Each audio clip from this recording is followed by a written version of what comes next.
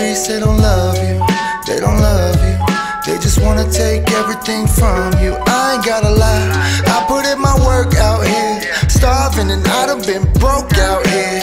I done lost many of my boys out here. My mama said I couldn't come home last year, cause I chose the concrete jungle where the drama don't stop. Yeah, I chose to give my love and life to the block. I was just a kid, I didn't know no better. A year out here makes you cold like December. I was selling dope, I was getting it together. Hotel rooms, just my women and my paper. It ain't nobody tripping cause my homies pulling up. Anybody try it, they gon' have to deal with us. Cause I ain't got nobody, they the only ones I trust. Killers move in silence, we don't make no fuss. And all I gotta do is get them high, oh yeah. Cause once they get lit, the bullets fly, oh yeah. We gon' laugh when your mama cry, oh yeah. That's the way I chose to live my life, oh yeah. Live and die by the gun, following that G code. I ain't never met so many lost people. Hard to turn a guy with surrounded by this evil. All I hear is my mama's voice saying, boy, these streets, they don't love you. They don't love you. They just wanna take everything from you.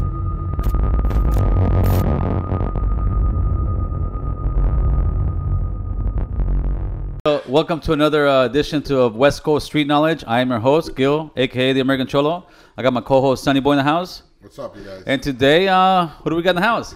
Misfit Soto. We got Misfit motherfucking Soto in the house, but that's what's up, man. Yeah. So, kind of like Bozo's thing, man. There's a lot of people that are gonna know you. There's a lot of people that are not gonna know you, brother. So let's give a little background on you. Where did you grow up? Hawthorne, California, right next to Lawndale. You know, I lived in Lawndale, but I grew up in Hawthorne, you know, type of thing, right next to each other. But yeah. What area is Hawthorne in? It's like by the LAX, actually, right? Oh, by Inglewood area. Inglewood, all that area. Okay.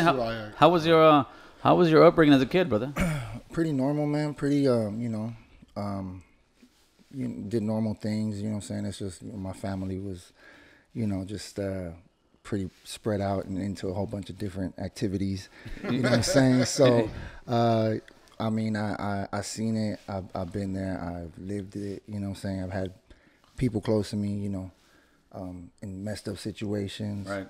And I just learned a lot from, family, watching them fuck up, dog. Honestly, to be, to be completely honest. Learn from their mistakes, huh? You know what I'm saying? And I made my own mistakes as well, but luckily I was able to turn that around, because I mean, I got a cousin doing life. He got 4 life sentences. You know what I'm saying? Wow. Like my age. So that happened a couple of years ago. His brother, my other cousin, doing the same thing, life. Wow.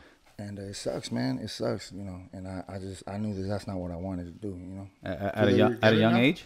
Do your primos? You talk to them?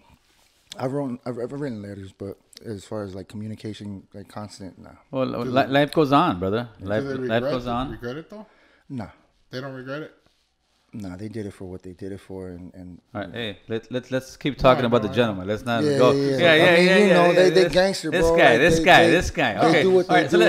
I told you, we gotta really mean it every once in a while. Maybe down the line they will, but as far as now, okay. So when you were a couple and growing up, was it mom and dad? Yeah. My mom and my dad, yeah. And they were a big part of your life? Well, I have my older brother who really, he does music or used to do music, but he started like in 89, 90. My dad was always working. My dad, I didn't have really like a relationship with my dad as far as like father-son, like because he was always working and busting his ass. So he had 2 jobs, like, from 6 in the morning to 3. And then from 3 to 9 at night, wow. You know what I'm saying, at a machine shop. So, that's how he got the mortgage for the house. I mean, that's how he took care of you. Yeah, all that. So, I have my older brother, so he kind of molded me, like, with the hip hop and shit like that. He introduced me at a very young age and taught me, and back then, those days, he had his little crew, and they were, everything was analog. It wasn't digital like it is now. Right. So I learned, like, very, very young, like what it is to really make music and really be up in there and creating, you know what I'm saying? How much older was he than you? He's 10 years older than me. Oh, wow. So it's a big difference. Oh, yeah. I was 11 years old. So he was showing you love. 21 years old. I mean, 11 years old and 21. He was taking me everywhere he was going. That's right. Like studios. Like, I mean, if you think about it now, what 21-year-old wants to take their 11-year-old Yeah, brother? that's what I'm saying. He must have really loved anywhere? you. Yeah, they won't. And he was like, "Come on," like countless times, bro. That's countless. right. Like, you know, I was in Hollywood, you know, at this big ass studio. Where, I mean, now you can make music out your house, you know. But back then, it's like you had to have a studio, like a professional fucking studio. So he had a little management deal. They paid for his studio time, and these were like big fucking studios, like with the big mix boards, and like the vocal booth was as big as this room. You know what I'm saying? Yeah, where they make music. And I was just like, what the fuck? Like, you know, being exposed to that shit at such a young age, that shit just clicked something in me. Like, this is what I want to do. You know what I'm saying? So when was the first time you were in front of a mirror and you start rapping? Because I'm sure you had to try to rap by yourself, or did you just go in front of him? No. Well, that happened when I was about 15, but I started when I was like 13. I had a friend named Ricky Weisel. What's up, Ricky Weisel? If he's watching, I lost touch with that cat, but I had a friend named Ricky Weisel, and we used to go to his house and record on tapes. You know, we used to put a piece of tape over the cassettes, press play and record at the same time, and we would just freestyle. And he had a little microphone hooked into the jack, and we would just rap and record. And so, you know, I finally started, you know, building my confidence up. You know, I mean, at the time, my voice was still like, you know? So it was, it was pure. But so, you know, I went to my brother it was New Year's. And my brother worked at Costco. Well, he still works at Costco. He's like, you know, a supervisor or whatever. But he always has like the New Year's Eve parties with all the, you know, Costco staff. Employees. So, you know, everybody was there, and I told my brother, "Hey, I rap." He's like, "What do you mean you rap, fool?" Like, "I rap." He's like, "Let me see. All right, spit something," and I just started fucking rapping, and he's like, "What the fuck?" You know, he's like, "Nah," he's like, "You're gonna do some shit tonight. So the party's going and everything, you know, they start grabbing the mic, him and his homies start freestyling. He's like, "Where's my brother?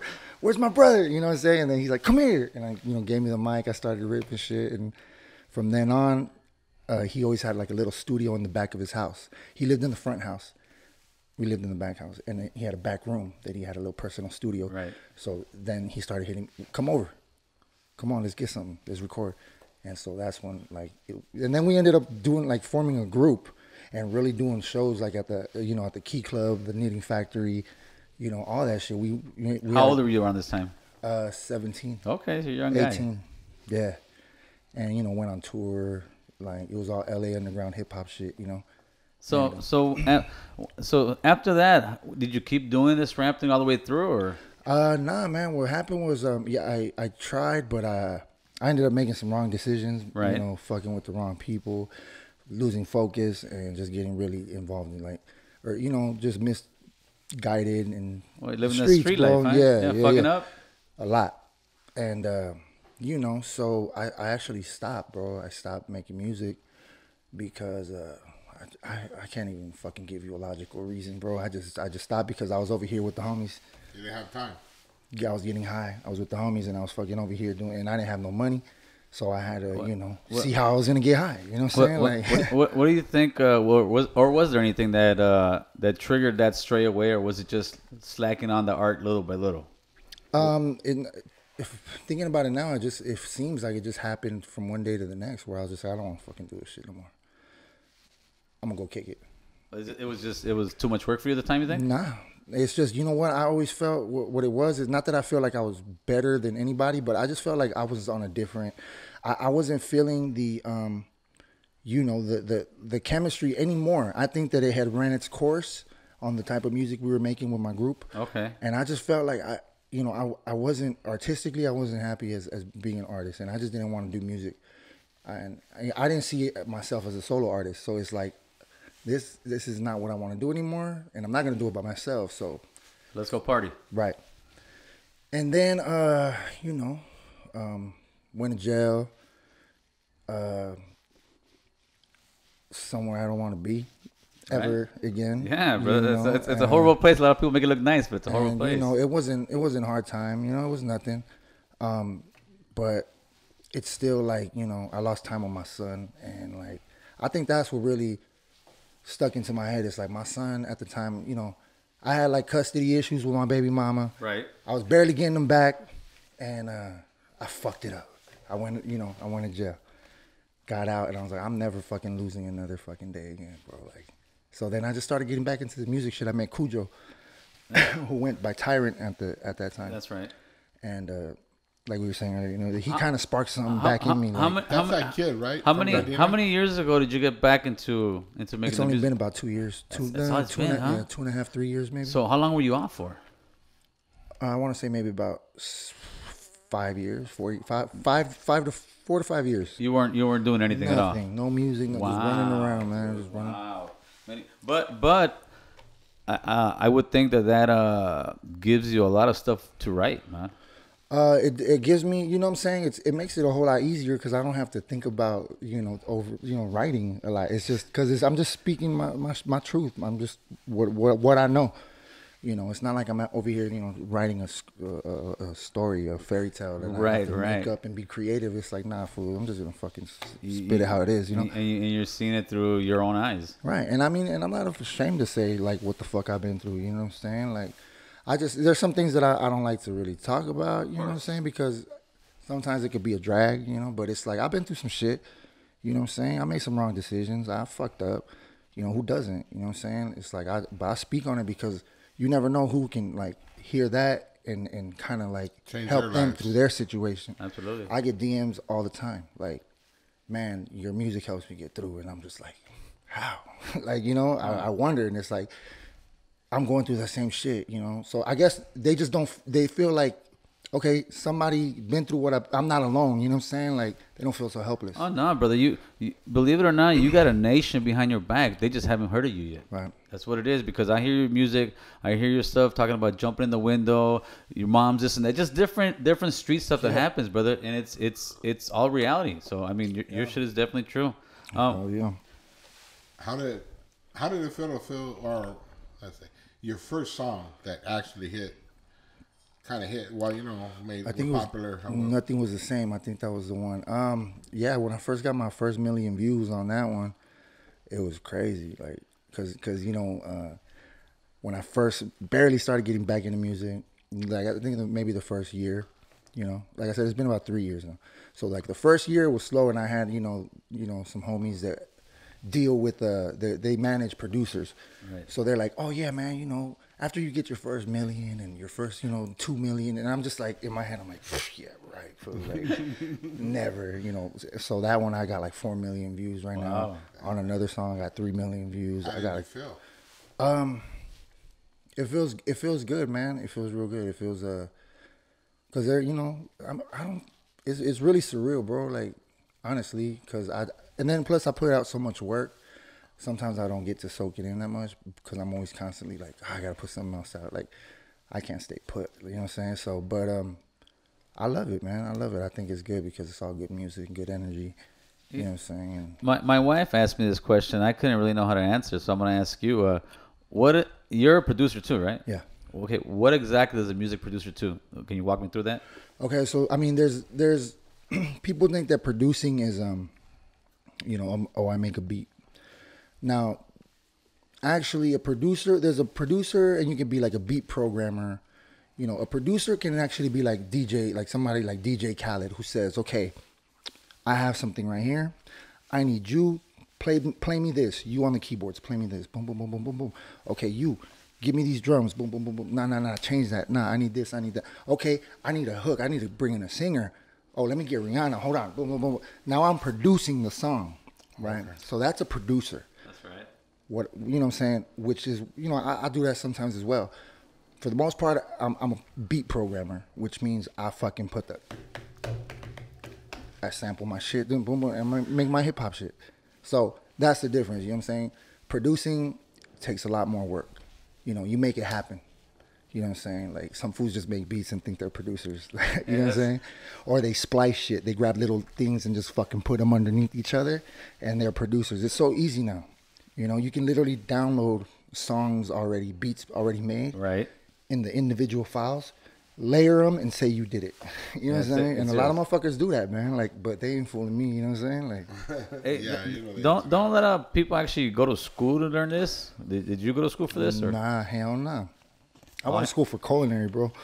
For culinary. I went to school for culinary. I wish I would have gone for music, but nah. Everything I learned by fucking up a whole lot of songs. Like my shit sounds so good right now because I got like an endless list of bad ones. Like they all sound like shit. So I had to fuck up a whole lot of music to be able to get it right. That's right. You know? So it's all through trial and error. You know. So we were talking earlier without going into any specifics about Kujo, and I asked you, as a producer, as a guy who knows his craft, and you definitely got a ear just because of your beats, right? What do you think about that guy's talent, man? I think he can be at the forefront of this shit that we do. I think for him to be so young and so just he's over the limit of what the fuck he should be doing right now. Like the way he thinks. I've worked with him closely. I worked with him for a long time, and it was constant. You know, so I seen his process. I seen the way his mind works. That kid is like something else, but. It sucks when you got but you got shit around you that fuck shit up sometimes, you know what I'm saying? Or like situations, the trials that you went through. I mean, right? know, Basically going his through own the same trials, you know. yeah. I hope he does, you know, whatever it is. Like I just want to hear him release more music. That's right. You know what I'm saying? Because I think that he's needed. Yeah, I saw an interview of his that he was kind of slowing down, and I even commented on it, like, dude, brother, I've been hearing this shit for 30 years. You don't know what you got. He is not. He kind of lost the love of it, bro. Right. Because of all the fucking bullshit. What? There's a lot of bullshit, you know, that goes on with people trying to, you know, and he's just kind of, he's not that type of dude. He did music because he loved it. And when you take the love out of it, he's just like, man, you know, I don't even want to do this shit. Like, can you explain to us why there's so much beef? I'm not saying with you particularly, just beef within the Chicano Artists? Yeah, why is there so much beef? Because it just seems like nobody gets along. Honestly, I think it's and jealousy. There's a lot of jealousy. There's a lot of, you know, everybody's trying to be the one. No, I'm the Mexican, the rapper that's, you know, this and that. Like me, I'm comfortable in saying like I'm in a whole different, like, because I put myself there. I make an effort to just fucking do me, man, and just, you know, if I feel like doing this, I'm gonna do that. So I don't compete with nobody, bro. I don't, which is why it's easy for me to just fucking do what the fuck I want to do. A lot of people, they're just rappers, and then there's so many of them that they all compete with each other and they start hating on each other. Me, I don't hate on nobody because, you know what? Go ahead, okay, do that. I'm gonna do this. Okay, you doing that? Cool, I'm gonna do this. I'm not in competition with nobody, but these guys that are, you know, they're kind of fighting for that spot, you know. But wouldn't you think that there's enough bread for everybody? There's definitely there's so much money. Like why it's not gonna stop nobody's money, bro. Like everybody can make money. Like I honestly don't understand it.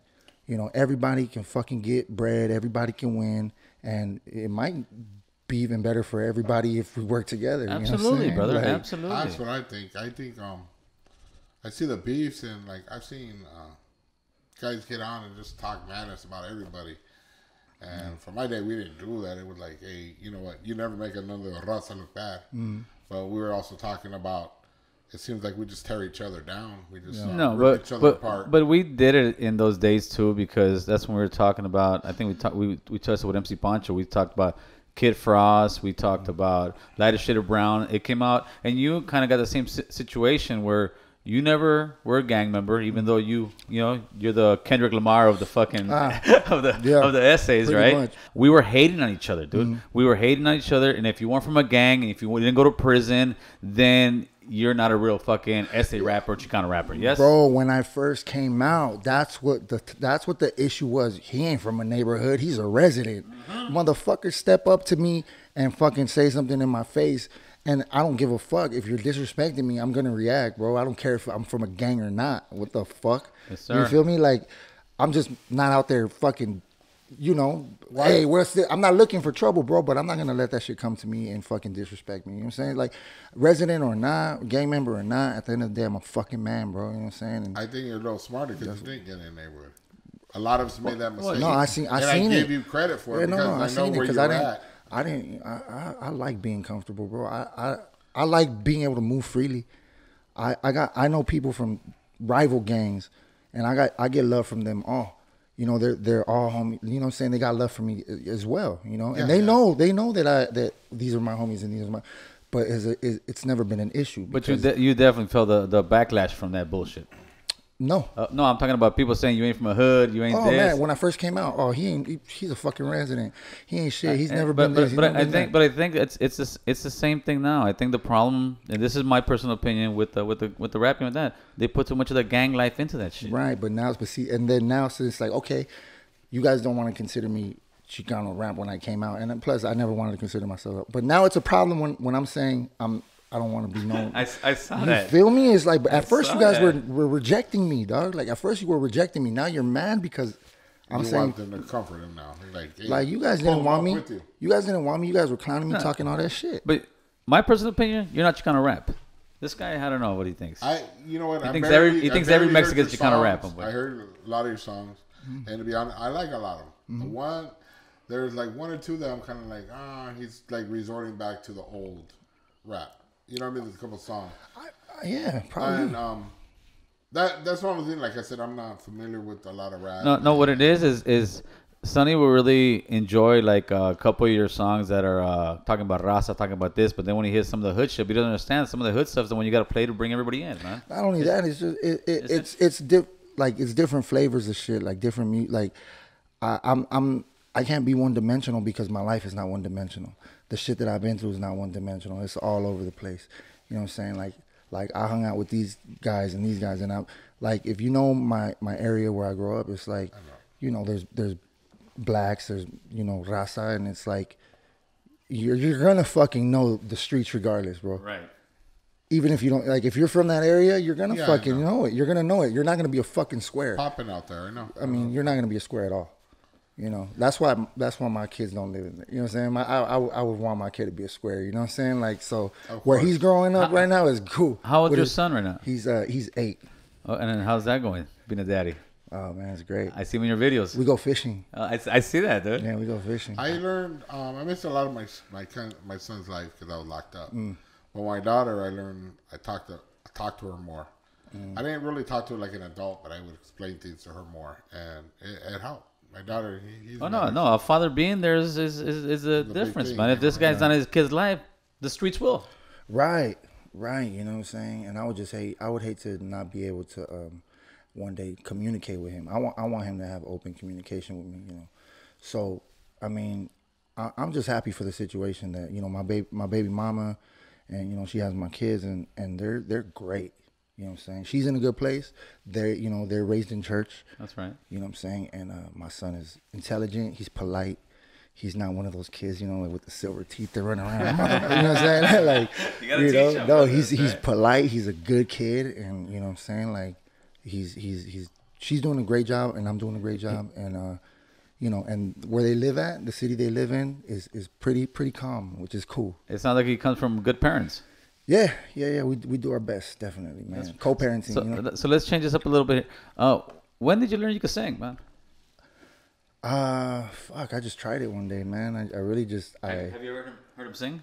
I've heard myself sing, and I sound fabulous. I sound fabulous. If you sound fabulous, he sounds great. I mean, I just, you know, I still don't consider it singing. I just think it's like harmonizing. It's very, I don't know. It's just kind of, if you can hum, I think if I can hum it, I can fucking put it out there. You know, I could sing it.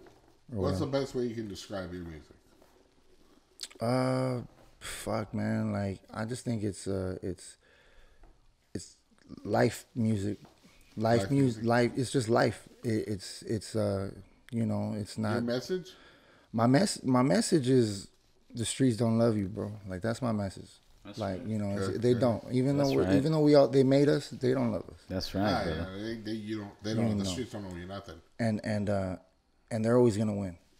The streets will always win. So, do you want to keep doing what you're doing and let them win? Because I mean, you got your actions, your consequences.